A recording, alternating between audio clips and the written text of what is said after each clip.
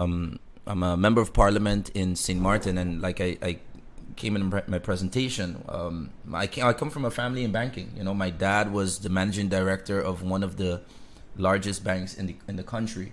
But you have to imagine he was in the banking sector where you had a population of like 3,000 or 4,000 people at the time.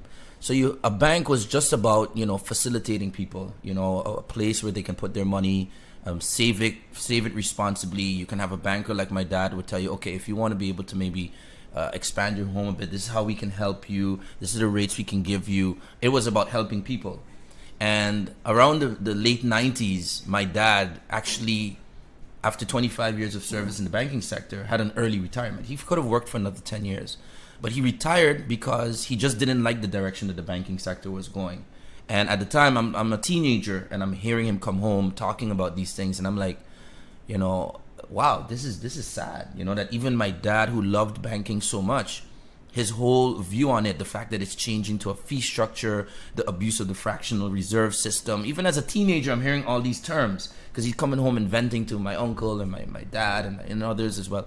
So I've always had a view that, you know, why can't banking go back to what it was, you know, what it should be for the people? And that's when I started to look at cryptocurrency, because then I saw, wait a minute, read the Satoshi white paper and you get used to what cryptocurrency is. And well, I guess we kind of have to give up on the banking system. It's never going to go back to what, let's say, we had it like in St. Martin, or maybe what it might have been in the 1800s when banking, you know, in the United States first came about with the greenback, etc., you know, a non-central currency. Those days are over. So the only possible solution had to be cryptocurrency. So when I got elected in 2018, I immediately started doing research on it, and I questioned my central bank about it. I said, okay, what's your view? What's your position on cryptocurrencies? What do you want to do? What is your vision? How are you going to advise the parliament and the government, because it's an independent entity in the country, but we do have oversight over them via our Minister of Finance. And they came out with a one-page memo just basically saying, well, we don't have any oversight of cryptocurrency because it's not a security, it's not a tender, so basically we suggest you do KYC, but we're not getting involved. And I found that was very weak of them, very nonchalant.